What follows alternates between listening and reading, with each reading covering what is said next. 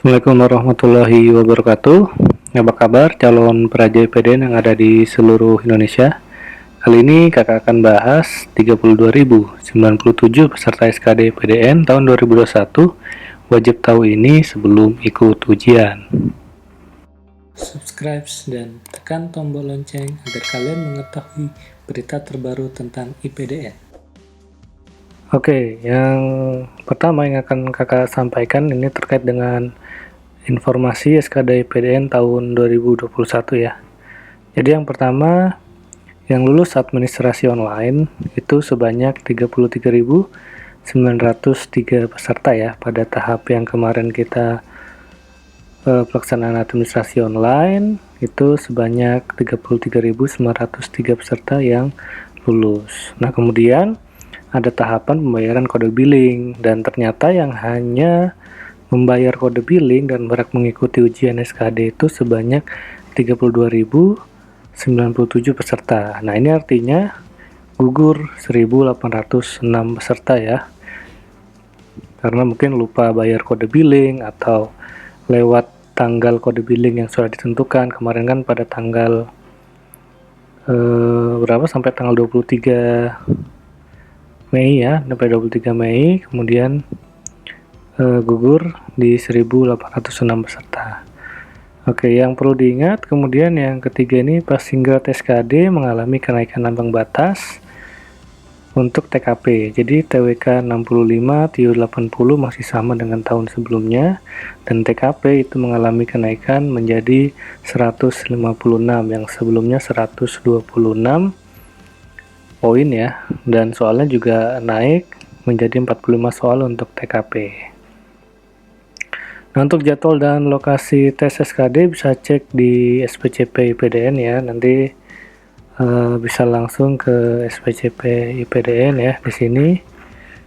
Nah, klik aja di sini ada pengumuman nanti ya.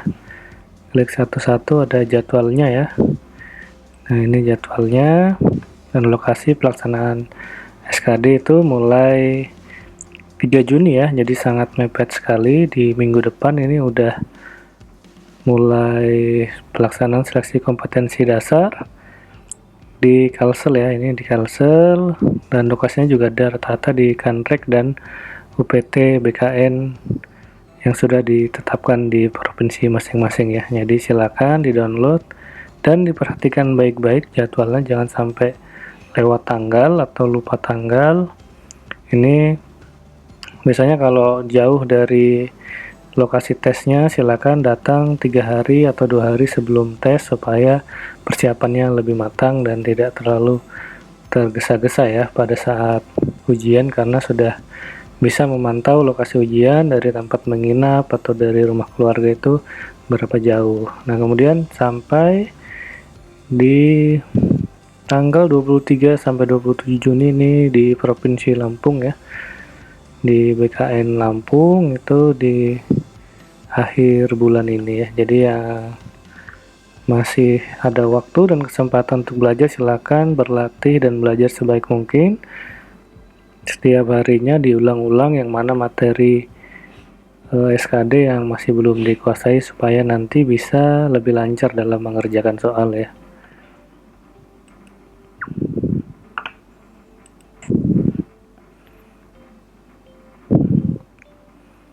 Oke, yang kelima nih kuota tahap 1 itu berkisar 2,5 kuota ya untuk mencari ranking ambang batas tertinggi di seluruh provinsi. Jadi untuk 2,5 kuota nanti akan dicari 2.915 peserta di seluruh provinsi. Nah, di setiap provinsi itu kan ada kuotanya masing-masing. Nah, kalian akan mencari 2,5 kuota awal, nanti kuotanya kan bisa dicek di halaman SPCP juga di masing-masing provinsi. Untuk mengetahui kuota masing-masing provinsi tinggal dikali 2,5 ya, seperti itu. Jadi nanti totalnya ada 2.915 peserta yang hanya lolos. Jadi ini kan banyak sekali ya, 32.000 kalau kita hitung ya. 2.915 dibagi dengan 32.097 sama dengan kali 100% ya, hanya 9%. Nah, artinya ini nanti akan gugur sebanyak 90% ya. 91% itu akan gugur karena yang dicari hanya 2.915 peserta tertinggi atau ranking tertinggi SKD di seluruh provinsi ya. Seperti itu, makanya kalian harus belajar, jangan hanya puas di ambang batas, tetapi harus bisa mencapai ranking misalnya 400, 420, 450 lebih bagus ya. Tahun kemarin itu lebih tinggi lagi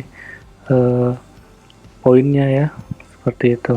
Jadi usahakan mencapai nilai yang paling tinggi di masing-masing tes soalnya ya, seperti itu. Untuk persaingan mencari ranking ambang batas tertinggi pada setiap provinsi ini mulai ranking dari 200 besar ya, ini 200 besar ada di Sumut ya.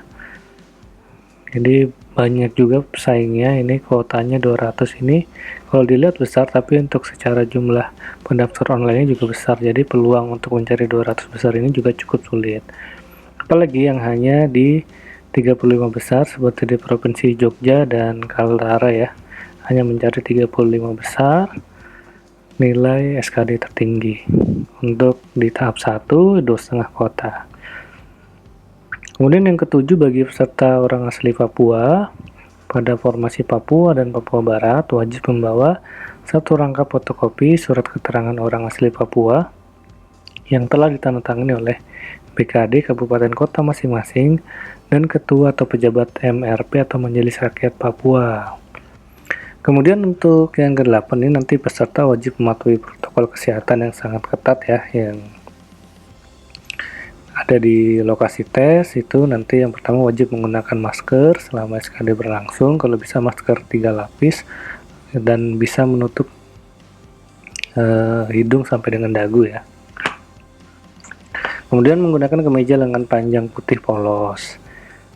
Untuk rok atau celananya ini menggunakan warna hitam. Kemudian jika menggunakan jilbab disarankan hitam polos saja yang bagus ya, karena supaya matching dengan bawahannya, tanpa dasi ya, tanpa dasi. Jadi silakan nanti menyesuaikan dengan ketentuan yang sudah ditetapkan.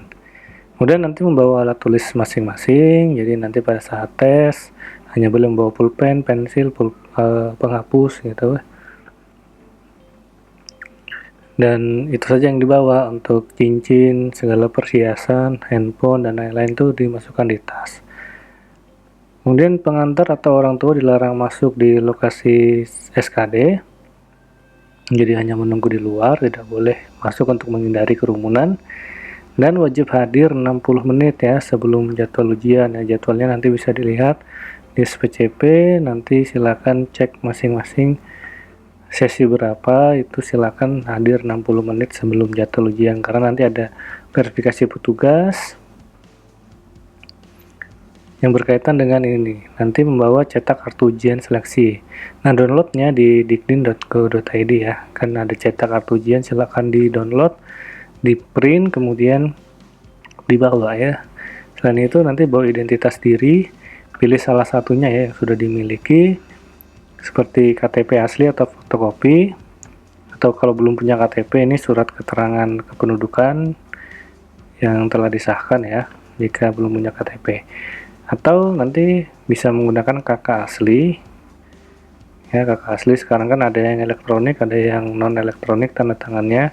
Kalau yang fotokopi nanti yang non elektronik bisa dilegalisir di Disdukcapil. Kalau yang sudah ada tanda tangan elektroniknya tidak perlu, hanya membawa fotokopinya saja. Oke, demikian yang bisa kakak sampaikan. Siapkan dirimu dengan baik. Keberhasilan hanya akan didapat jika ada niat, doa, dan usaha yang maksimal. Silakan like, subscribe, komen, dan tekan tombol lonceng untuk mengetahui update info IPDN dan sekolah kedinasan selanjutnya. Assalamualaikum warahmatullahi wabarakatuh.